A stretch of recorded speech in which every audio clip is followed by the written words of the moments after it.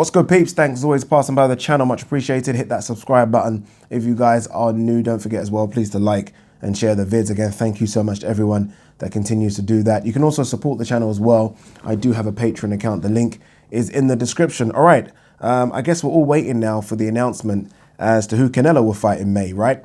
He's certainly taken over from Floyd Mayweather, whereby you can picture all the top managers and promoters sort of begging and waiting and hoping that they get the call, right, that their fight has been chosen to fight CANELO, because you know with CANELO it's big bucks, right? You know it's going to be high 7 figures, if not 8 figures.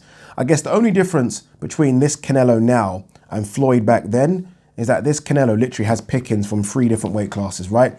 160, 168, and even 175.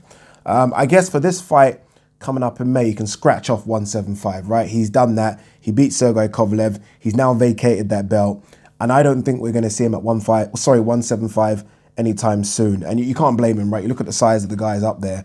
Bertabiev, Bivol. I mean, they're the champions, but even the guys that aren't champions, they're huge guys.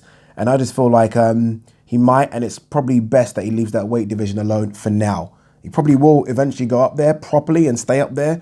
But in terms of trying to beat another champion, ain't a good look for him. 160, which I think is his natural weight, I think it's too big a drop right now.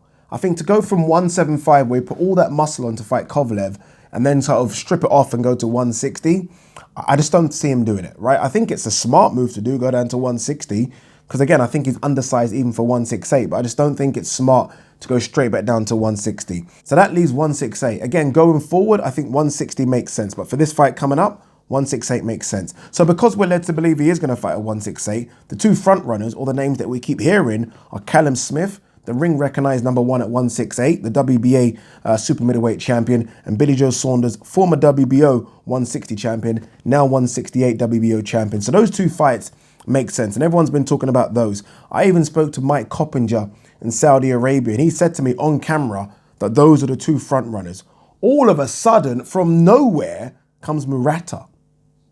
And what's strange about MURATA? Well, a couple of things really. A, MURATA, and there's no disrespect to MURATA. He's I think the WBA, I think it's regular middleweight champion, right? His record is 16-2. He's lost to Hassan and Dam, and I think Rob Grant, which he avenged, right? So look, it's not a shabby record, but let's be honest, it is a bit of a shocker. So that surprises me just because it's MURATA. What also surprises me is that the fight's at 160, or MURATA at least fights at 160. Again, you think CANELO wants to fight at 168 just because it's a comfortable weight now, right? Instead of stripping down to 160. And I guess more importantly, he wants to win a legit belt at 168, or at least try and win a legit belt at 168. Let's not forget, Rocky Fielding was a regular title. That's a title that he's actually thrown away now. So he wants to win a legit belt. Why fight MURATA? And why fight him, like we're hearing, again, rumors, in Japan? Very, very strange. You just wonder if he's trying to double bluff both CALLUM Smith and Billy Joe Saunders, because we are led to believe there were negotiations between both parties. And you just wonder if he's offered them money. They've said they want a bit more, and he's like, fuck you, MURATA. You just wonder, right? I know some people on social media are not happy with it. Some people are like, it's a shit fight, or how dare CANELO? How dare CANELO? If there's any fighter in boxing right now that can get away with having a gimme fight, it's CANELO. And the reason I say that is because I look at his sort of last 5 years, and this guy has fought fucking names, right? He can get away with having a gimme fight. It's true, he can. Another thing I've seen on social media that we need to talk about is some people have been like, oh no, how dare he fight MURATA? Because Billy Joe Saunders deserves it and CALLUM Smith deserves it. And I'm like, deserves it? I mean, what have I missed there? Again, will they be good fights? Absolutely. Are they better fights than MURATA? Absolutely.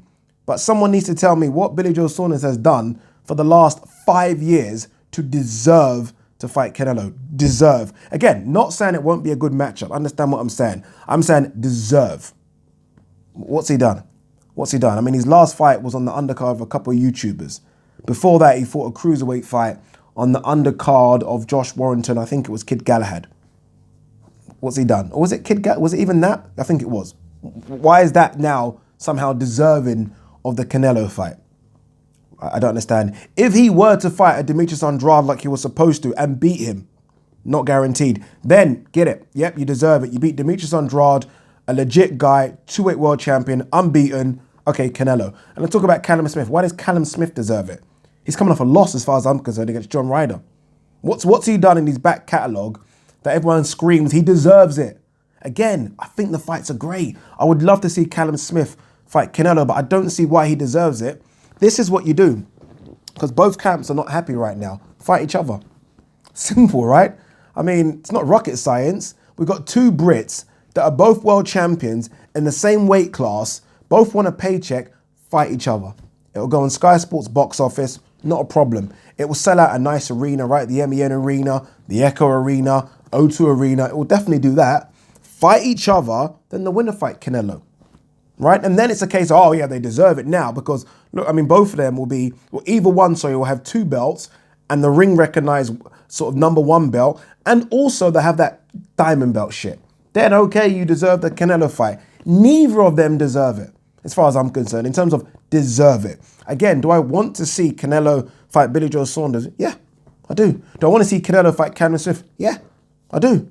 But no one should scream at me that they deserve it, because I don't know what they've done. There are other guys I'd like to see them both fight, if I'm honest with you. Why can't Callum Smith fight Danny Jacobs? Why can't he have a unification fight against Benavidez or Caleb Plant? Why can't he prove to me, because I'm still very unproven, that he is the ring recognized #1? Because again, that's just the belt he's got. I don't think he is the best super middleweight. Fight those guys, then fight Canelo. Why can't Billy Joe Saunders get his ass back down to 160, which he really should do, and fight Demetrius Andrade? Why can't he do that, right? Demetrius Andrade's even been asked for the fight at 160 or 168.